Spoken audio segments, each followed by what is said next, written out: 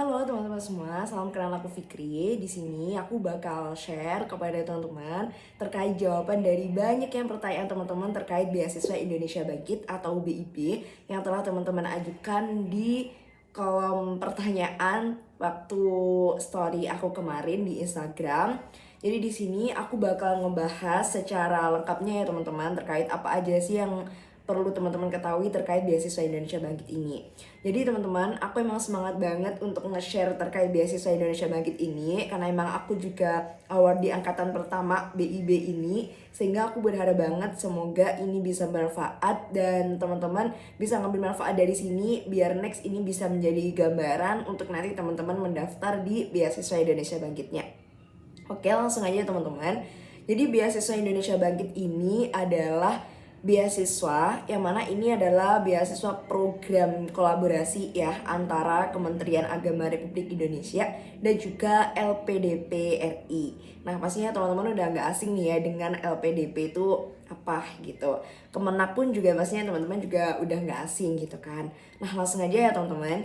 Jadi di sini aku juga izin sambil lihat buku panduan dari beasiswanya biar nggak ada yang kelewatan.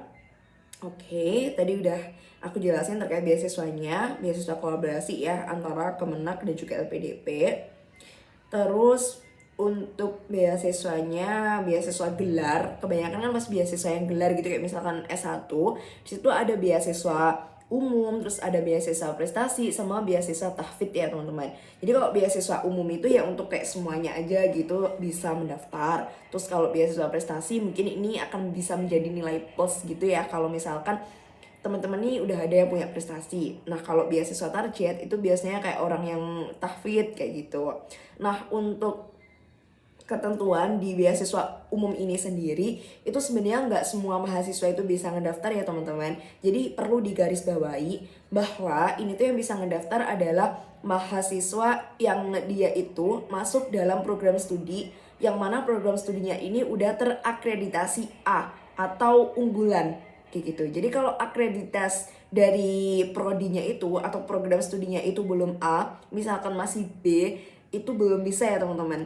Jadi yang bisa mendaftar adalah perlu diingat bahwa buat teman-teman yang kuliah dan program studi kuliahnya itu adalah yang udah terakreditasi A gitu. Dan dari awal ini mungkin aku kasih tahu juga, beasiswa ini itu bisa kayak kita mendaftarnya itu adalah untuk yang fresh graduate atau yang baru masuk gitu. Jadi kayak maba gitu ya teman-teman. Misalkan nih teman-teman berarti maba tahun 2024 next bisa mendaftar beasiswa Indonesia Bangkit ini. Jadi untuk teman-teman yang udah ongoing gitu ya, mahasiswa yang udah ongoing misal semester 2, semester 4 atau semester 6 itu udah nggak bisa ngedaftar. Jadi emang pendaftarannya tuh dari mahasiswa baru kayak gitu ya teman-teman. Jadi mungkin untuk teman-teman yang belum kesempatan untuk dapat ini, mungkin next bisa diperjuangkan banget untuk mendaftar di S2 nanti gitu. Nah terus untuk selanjutnya adalah persyaratannya ya mungkin ya. Untuk persyaratannya itu yang pasti adalah harus sudah punya ijazah ya. Ijazah ini sangat penting banget. Jadi buat teman-teman yang emang tertarik dengan beasiswa ini bisa banget untuk next itu langsung komunikasi juga gitu sama gurunya waktu di MAN-nya atau waktu di SMA-nya terkait ijazah nanti untuk bisa secepatnya kita bisa mendapatkan. Karena emang ini menjadi salah satu syarat yang penting juga gitu untuk mendaftar di persyaratan dokumennya atau administrasinya nanti. Nah terus ada scan rapot juga, ini 3 semester terakhir, berarti semester 4, 5, 6 ya. Ini digunakan untuk persyaratan dokumennya juga. Terus bukti kelulusan masuk seleksi perguruan tinggi. Jadi ini kayak LOA buat yang daftar jalur LOA ya. Jadi buat teman-teman yang misalkan daftar pakai SPAN PTKIN gitu, terus teman-teman ini juga harus menyertakan nih bukti dari keterima di univnya tersebut gitu. Kayak misalkan aku gitu ya dulu daftar SPAN di UIN Said Ali Rahmatullah Tulungagung, dan di situ berarti aku harus menyertakan juga bukti aku keterima di UIN tersebut dengan jurusannya juga. Nah, lalu ada scan asli sertifikat kompetisi bahasa. Ini juga penting banget teman-teman. Jadi ini itu ya TOEFL atau IELTS. Jadi sertifikat TOEFL bahasa Inggris dan juga IELTS itu juga dibutuhkan banget, menjadi salah satu persyaratan dokumen. Lalu ada pernyataan komitmen, ini mungkin nanti juga ada panduannya juga terkait pembuatannya. Lalu surat keterangan siaga jasmani. Terus ada surat rekom juga nih dari kepala satuan pendidikan. Nah, ini teman-teman bisa dapat dari kepala sekolahnya yang dulu juga bisa, kepala sekolah SMA atau MA-nya. Terus jangan lupa teman-teman untuk persiapan juga nih untuk membuat yang namanya essay motivasi diri atau personal statement. Nah, jadi untuk personal statement ini sebenarnya akan aku buatin video sendiri aja ya kayaknya ya, karena kalau dibahas di sini ini banyak banget gitu. Kayak mungkin apa aja sih yang harus dicantumkan dalam essay profil diri, essay motivasi diri dan sebagainya, itu emang harusnya ada pembahasan sendiri. Dan mungkin teman-teman yang mau tanya-tanya terkait essay ini juga yang kemarin aku gunakan apply di beasiswa BIP ini, bisa mungkin DM aku juga di Instagram atau konsultasi next mungkin juga bisa. Tapi insya Allah lah akan aku buatkan video pribadi juga ya, terkhusus gitu ngebahas terkait essay-nya ini. Nah, kurang lebih itu aja sih ya teman-teman. Jadi yang penting itu adalah ijazah, terus juga scan rapot, scan nilai 3 semester terakhir di MA-nya, terus juga surat rekom dari satuan kependidikannya dulu, terus juga LOA, dan juga sertifikat bahasa Inggris yang paling penting. Tapi bahasa Arab juga sebenarnya juga dipentingkan, juga ada, apalagi kalau masuknya tuh yang rumpun agama Islam gitu, kayak contohnya PAI atau mungkin bahasa Arab gitu jurusannya, itu sebenarnya juga direkomendasikan untuk ada sertifikat TOEFL-nya juga kayak gitu. Nah, terus untuk persoalannya itu tadi. Nah, untuk tahap seleksinya ya teman-teman, untuk tahap seleksinya tuh yang pertama adalah pastinya seleksi berkas. Jadi seleksi administrasi itu tadi kayak dokumen-dokumennya. Jadi nanti essay-nya teman-teman, terus juga kayak sertifikat bahasanya, rapor dan sebagainya, itu juga akan masuk di penilaian di bagian seleksi administrasi ini kayak gitu. Jadi semuanya ini memang melalui tahap-tahap, dan teman-teman harus benar-benar menyiapkannya tuh secara serius juga gitu per tahapnya. Jangan dibuat remeh kayak gitu. Misalkan cuman seleksi administrasi, ntar kayak dibuatnya ya udah gini aja gitu. Jangan ya teman-teman. Dari awal teman-teman kalau misal emang niat banget untuk daftar di sini, harus bener-bener dari awal itu dipersiapkan secara sebaik mungkin kayak gitu. Nah, kalau udah seleksi administrasi, nanti itu ada seleksi akademik atau skolastiknya ya teman-teman. Jadi tes tulisnya kayak gitu.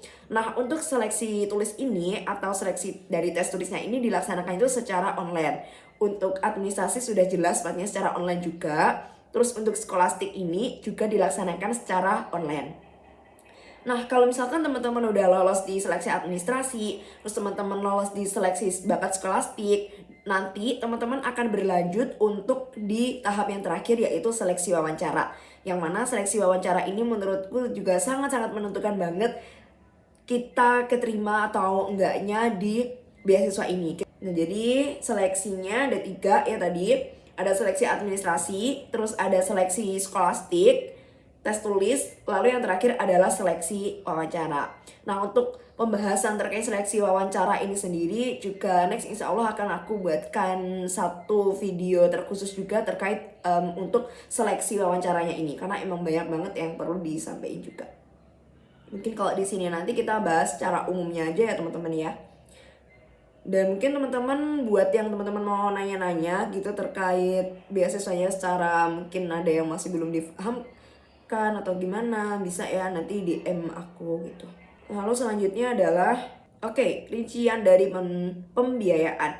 Jadi apa aja sih yang bakalan teman-teman dapetin kalau teman-teman ini keterima menjadi awardee dari beasiswa Indonesia Bangkit ini. Yang pertama, ini mungkin aku ngebahas S1-nya aja ya. Nah, jadi nanti teman-teman itu bisa dapat biaya pendaftaran. Nah, jadi nih kalau misalkan nih teman-teman daftarnya ke UIN atau ke UNIF-nya itu menggunakan yang tes tulis, kayak misalkan kalau di UIN tuh UMPTKIN ya. Kalau UMPTKN itu pasti ada biayanya teman-teman. Ya biasanya tuh sekitar 100 sampai 200 ribu. Nah nanti itu diganti gitu.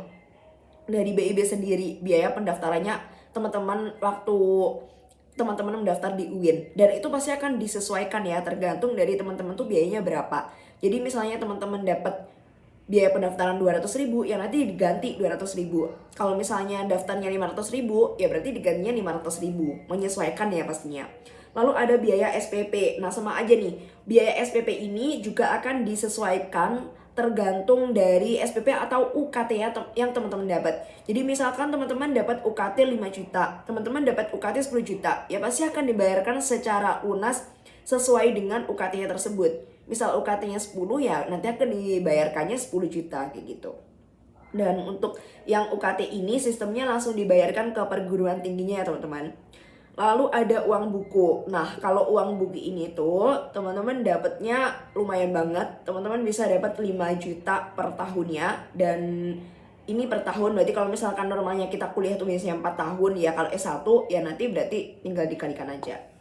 Nah, terus ada dana transportasi. Ini tuh biasanya diperuntukkan untuk yang mungkin teman-teman tuh jauh gitu ya dari univnya tuh, kayak naik pesawat atau naik kapal laut, itu bisa dapat dana transportasi juga. Lalu ada biaya asuransi kesehatan sesuai tarif BPJS kelas 1.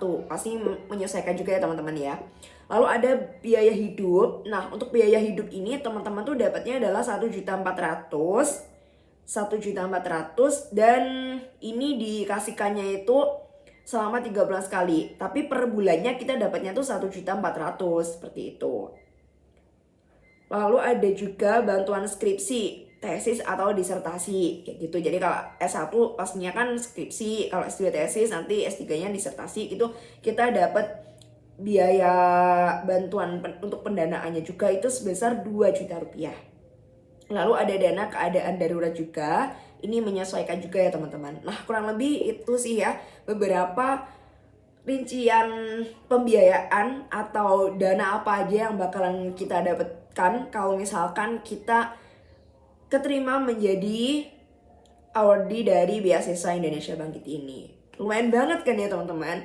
Bayangkanlah 5 juta per tahunnya. Ini udah lumayan banget kalau menurutku, dengan aku yang S1 dan aku hidup di Tulungagung, yang mana di sini juga mesti kayak biaya hidupnya tuh nggak mahal-mahal banget. Jadi teman-teman bisa juga nih menggunakannya sebaik mungkin untuk bisa menunjang kuliahnya kita kayak gitu.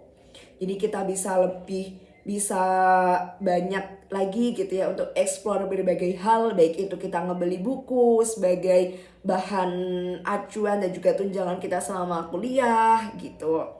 Nah pastinya manfaat banget ya teman-teman. Oke teman-teman, kurang lebih sih itu aja. Ini juga udah 13 menit lebih. Jadi nanti teman-teman untuk yang tertarik banget nih dengan beasiswa Indonesia Bangkit ini bisa tanya-tanya ke aku gitu ya, boleh banget ya. Insya Allah kalau misalkan aku waktu longgar pasti akan aku jawab ya teman-teman. Bisa DM aku ataupun bisa juga lewat email juga bisa, WhatsApp juga bisa. So seenaknya teman-teman aja.